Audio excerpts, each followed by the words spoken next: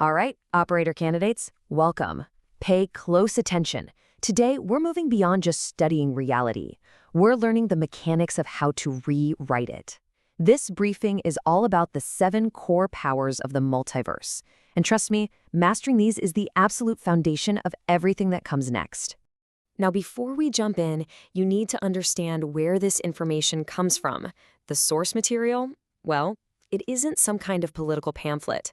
Think of it more like a diagnostic tool, something designed to show you the deep systems, the very source code, running in the background. With that frame of mind, let's get started. Here's our roadmap for today. We're going to start with the basic governing principles, then we'll break down the 3 families of power. First, the big cosmic forces that literally shape reality. Second, the laws that decide what can even exist. And third, the tools you'll use to change it all. Then we'll tie it all together. Okay, this is it. This is where your training really kicks off. These 7 principles, they're not suggestions. They are the fundamental rules of the road for anyone who wants to navigate or even influence the multiverse. Knowing them isn't just a good idea, it's absolutely non-negotiable. First up, the forces of geometry. I want you to think of these as the cosmic architects. They are the 3 fundamental powers that sculpt the large-scale structure and behavior of everything. And they're always in this constant, dynamic push and pull with each other. So the first force of geometry is true flow. Picture it like the universe taking a deep breath and just constantly, endlessly expanding outward. It's this continuous outward pressure that stops everything from just collapsing back into a single point. It's what keeps all the different realities from smushing into each other. And you've actually heard of this before, even if you didn't know it. In your home reality, it's what scientists call dark energy. You know, that mysterious force that's making the universe expand faster and faster? Yep, it's the exact same idea, a constant outward push. But look, if you only had expansion, you just have chaos. A thin, formless soup of energy stretching out forever. That's where counterflow comes into play. It's the equal and opposite force, the one that pulls things together and creates structure. Without it, no galaxies, no stars, no planets, nothing. The scientific parallel here is pretty obvious, right? It's gravity. Just like gravity pulls matter into dense clumps to form planets and stars and black holes, counterflow is what creates those cosmic wells and knots where reality can actually take on complex, stable forms. And the third force is null flow. Now, don't just think of this as destruction. It's much more elegant than that. Think of null flow as the universe's cosmic recycling program. It finds structures that are unstable, dissolves them, and returns all that raw energy back to the substrate, the foundational canvas of all reality. And this connects right to a concept you probably know: entropy, the second law of thermodynamics, that inevitable slide towards disorder. Null flow is kind of the active agent of that, making sure that only the most stable, most resilient structures get to stick around. And that brings us to the laws that decide what's resilient. All right, next up are the laws of identity. So if the forces of geometry build the stage, these laws decide which actors are allowed on it and how they keep from, falling apart. These next 2 powers are all about stability and making sure things stay coherent. Okay, so imagine you're jumping between different realities, different layers. What is it that stops you from just dissolving into a cloud of static? The answer is slip flow. It's like a metaphysical glue that holds your personal identity and structure together. It ensures that you actually arrive, not just some random collection of your former particles. In physics and math, this is a lot like a topological invariant, a property that stays the same even when you stretch or deform an object.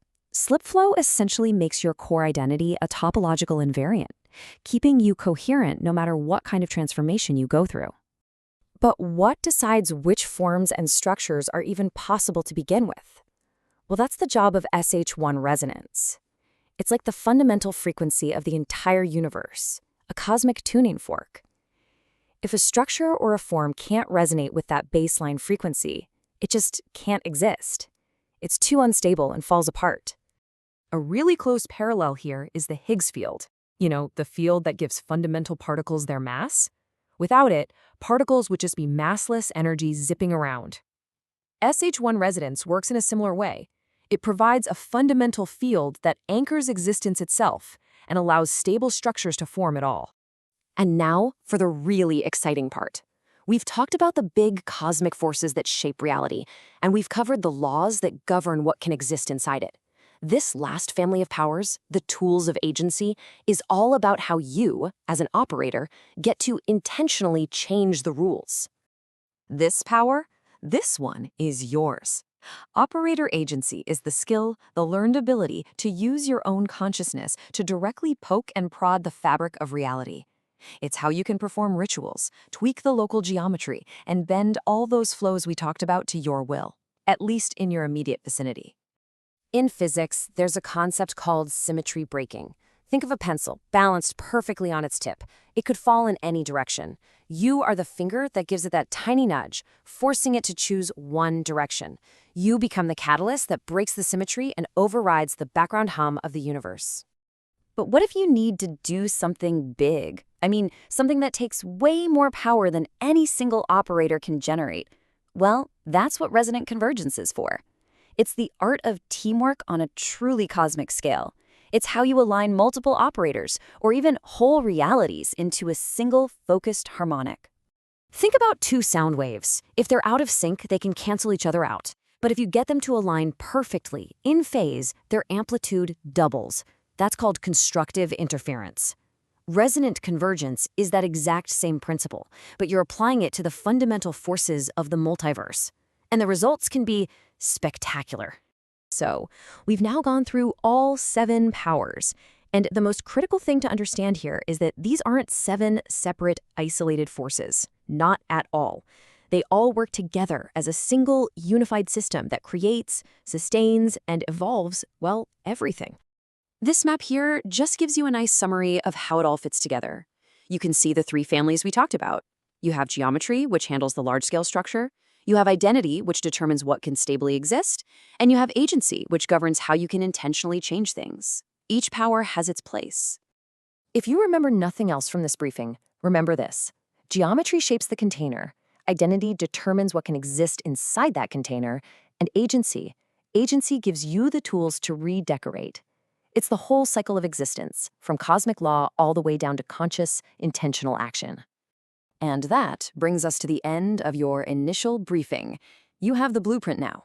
You understand the fundamental forces of creation, of stability, and of change. So the question is no longer, what is reality?